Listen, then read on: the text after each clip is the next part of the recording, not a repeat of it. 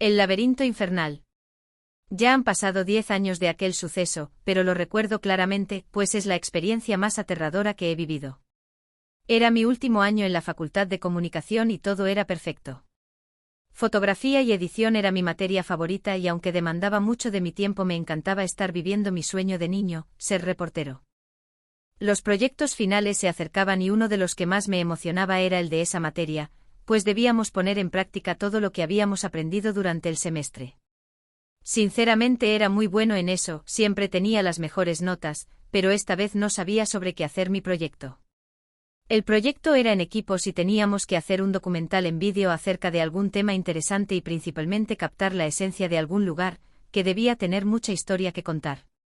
Mis amigos y yo habíamos pensado en un exmuseo, iba a ser increíble retratar cada detalle, pero el encargado nos dijo a última hora que nuestra propuesta había sido desacatada, así que teníamos que encontrar otro lugar. Al llegar al departamento le conté a mi novia sobre aquel inconveniente, ella se quedó pensando un rato y después me comentó que le habían contado sobre un hospital psiquiátrico abandonado en las afueras de la ciudad, que tenía una gran historia, puesto que había sido el más popular en los años 70.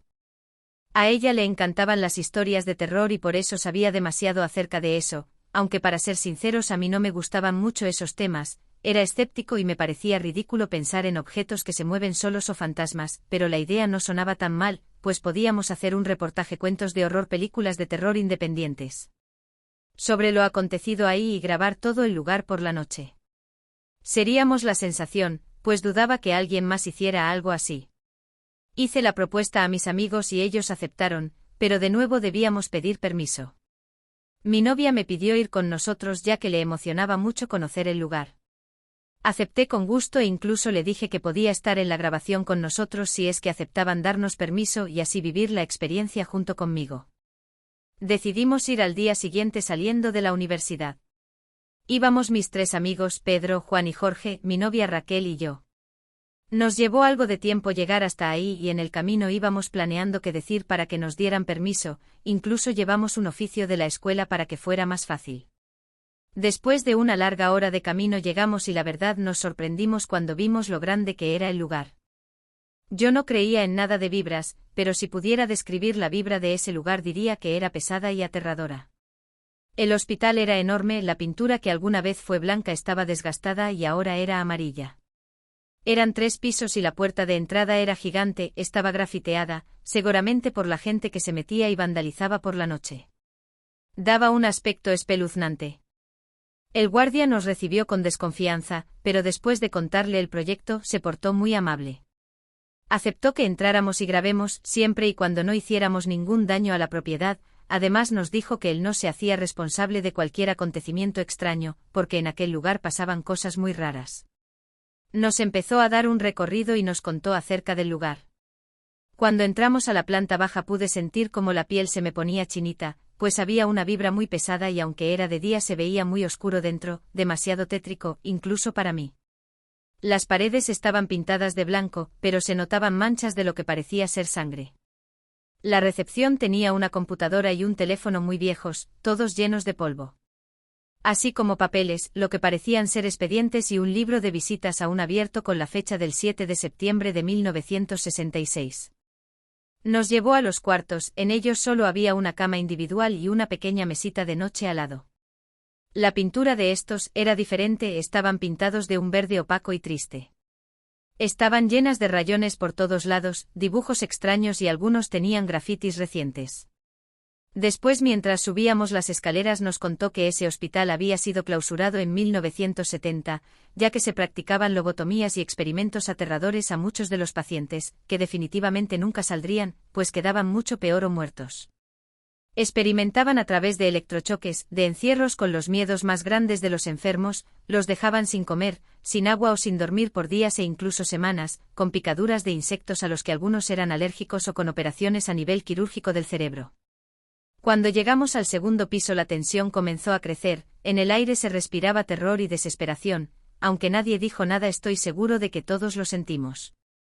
En esa planta había cuartos como los de abajo, muchísimos más de hecho, también estaban las duchas, los baños que aún estaban sucios y alrededor de 10 consultorios con camillas metálicas, medicamentos e instrumentos quirúrgicos.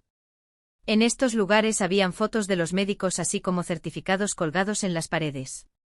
Pudimos notar que la foto de un médico en particular se repetía en varias ocasiones. Cuando le preguntamos al guardia nos dijo que aquel hombre había sido el director del lugar y que era quien practicaba los experimentos y las operaciones. En este tipo de hospitales no hay muchas ventanas, nos explicó, pues podía darse el caso de suicidios. Solo existían 2 muy grandes y nos contó que todas las noches las cerraba y amanecían abiertas. Al finalizar nos dijo que el recorrido lo podíamos hacer al día siguiente, podíamos grabar, ya que era su noche libre y nadie los molestaría, además nos iba a prestar unas colchonetas por si queríamos dormir y listo, teníamos lo que podía ser el mejor reportaje de la carrera, una experiencia increíble y aterradora. De regreso todos estábamos muy emocionados, nos organizamos con lo que llevaríamos, cámaras que instalaríamos en el lugar, micrófonos y por supuesto comida. Al siguiente día Raquel me ayudaba a preparar lo necesario, se nos había hecho algo tarde, pues habíamos ido al cine y a comer algo, así que íbamos con prisa. Mis amigos llegaron por nosotros y nos fuimos, íbamos muy felices, porque ese sería el pase a no hacer el servicio social y a buenas notas en nuestra materia favorita. Llegamos y el velador ya nos estaba esperando, eran las 11 de la noche, nos recibió con gusto y se puso contento cuando le dimos la comida que le habíamos comprado. Nos acompañó a instalar las cámaras y no voy a negar que todo se veía muchísimo más aterrador de noche, por un momento tuve el impulso de salir corriendo, pero no quise verme como un cobarde, aunque después de todo supe que todos ahí sentían lo mismo y me arrepiento de no habernos ido. Instalamos todo, cenamos, nos deseó buena suerte y se fue a su casa. El lugar era muy grande y habían 1000 puertas, así que nos recordó que la única puerta de entrada y salida era la que estaba llena de grafitis. Comenzamos la grabación y el recorrido, empezamos por la parte de abajo contando lo que sabíamos del lugar.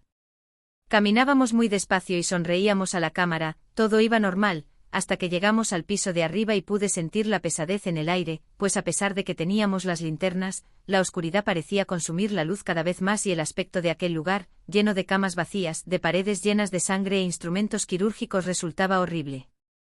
Raquel nos dijo que la vibra era mala puesto que en ese lugar hubo mucho sufrimiento, desesperación y locura, provocada o normal. Ya eran las 2 de la mañana y todavía nos faltaba recorrer mucho del lugar, pero ya estábamos muy cansados, así que decidimos dormir 1 hora para reponernos y seguir. Nos acomodamos en las colchonetas y descansamos, fue difícil pues los ruidos provocados por el eco nos ponían nerviosos, pero al cabo de un tiempo el despertador sonó, nos levantamos y parecía que teníamos aún menos energía que antes, nadie entendía por qué. Tomamos algo de agua y decidimos seguir. Llegamos al último piso, pasamos por las 2 ventanas y nos dimos cuenta de que estaba abierta, aunque antes de irse el velador la había cerrado. Esto nos causó miedo, pero no dudamos en decirlo en el vídeo. La grabación quedó increíble, terminamos alrededor de las 6 de la mañana, eso marcaba el reloj, pero lo raro era que aún se veía oscuro, quizá por el edificio. Decidimos separarnos para ir por las cámaras. Los chicos ya estaban cansados y Raquel estaba nerviosa, me dijo que ya se quería ir, que tenía miedo, pues había visto una sombra pasar cuando caminó hacia el baño. La calmé y le dije que solo era cuestión de juntar el equipo y después podríamos ir a casa a descansar. Más tranquila me dio un cálido abrazo y me ayudó a meter el equipo de grabación en la maleta. Después de 1 hora ya estábamos casi, todos abajo, solo faltaba Raúl. Le gritamos en varias ocasiones, pero fue en vano, él no respondía, lo llamamos por teléfono, pero no había señal. Decidimos ir a buscarlo, todos ya queríamos largarnos de ahí e ir a dormir, pero no lo encontramos, así que revisamos las grabaciones en la computadora de la última hora y primero no encontramos nada, pero después de un rato en el minuto 46 pudimos ver a Raúl caminando hacia una de las cámaras, hasta que algo invisible lo aventó con fuerza y lo arrastró fuera de ahí. Sorprendidos y muy asustados, pudimos notar cómo se nos ponían los pelos de punta. Raquel empezó a llorar, estaba aterrorizada, traté de calmarla, alentando a todos a buscar a Raúl, pero a pesar de todos nuestros intentos no pudimos encontrarlo. Ya había pasado alrededor de 1 hora y media y seguía oscuro, debían ser ya las 7:30 de la mañana. Nuestros teléfonos no tenían señal y tenían muy poca batería y en el lugar no había luz, 2 de las lámparas aún tenían pila, pero finalmente decidimos salir a buscar ayuda, ya que parecía que el hospital se había tragado a mi amigo y ya no sabíamos qué hacer. Abrimos cuidadosamente la puerta llena de grafitis esperando encontrar por fin algo de luz del día, pero lo que vimos nos heló la sangre por completo, pues al otro lado de la puerta había otro pasillo, no la salida. Aunque habíamos jurado que esa era la puerta, era la única con esos dibujos. No podíamos creerlo, habían más y más pasillos, pero seguimos adelante, pensamos que quizá el miedo y el sueño nos estaban haciendo una mala jugada, que la puerta estaría más adelante, pero no la encontramos. Al pasar por uno de los cuartos vimos una silla de ruedas ya muy vieja, seguimos sin hacer caso, pero algo nos hizo voltear, la silla había salido de la habitación y estaba atrás de nosotros moviéndose lentamente. El cuerpo nos temblaba y la boca se nos abrió involuntariamente. Se sentía mucho más frío en el lugar y la luz era muy poca.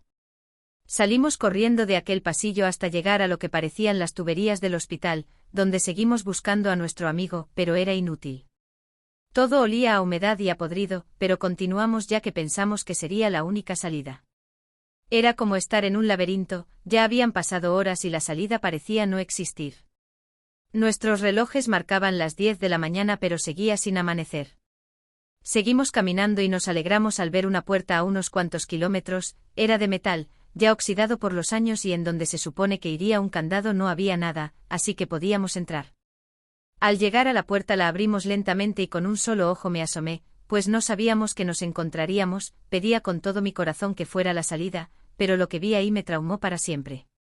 El cuarto era grande, estaba pintado de un color azul claro, la atmósfera era triste y oscura, en medio había una cama metálica con una mujer en ella y un hombre con la cabeza agachada que por el uniforme supe que era médico, estaba sacando su cerebro poco a poco.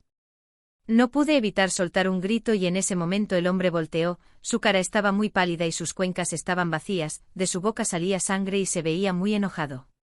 A pesar de eso pude reconocerlo, era quien nos había dicho el velador que fue el director del hospital. Corrió hacia nosotros, pero rápidamente cerramos la puerta. Avanzamos hacia el otro lado y llegamos al mismo lugar, con la puerta llena de grafitis. Sin pensarlo la abrimos nuevamente con el temor de encontrar otro pasillo, pero esta vez sí era la salida, el sol tocaba nuestra cara y la luz iluminaba nuestros ojos. Aliviados fuimos hasta el auto, nuestros corazones latían como nunca. Después de ese horrible acontecimiento algo cambió en nosotros, pues fue como estar en el mismísimo infierno. Siempre pienso en lo que hubiera pasado si al abrir la puerta siguiera sin ser la salida y escalofríos recorren mi cuerpo. Nadie nos cree todo lo que sucedió aquella noche, pero tampoco se explican dónde está Raúl. Aún esperamos que vuelva, aún esperamos que encuentre la salida.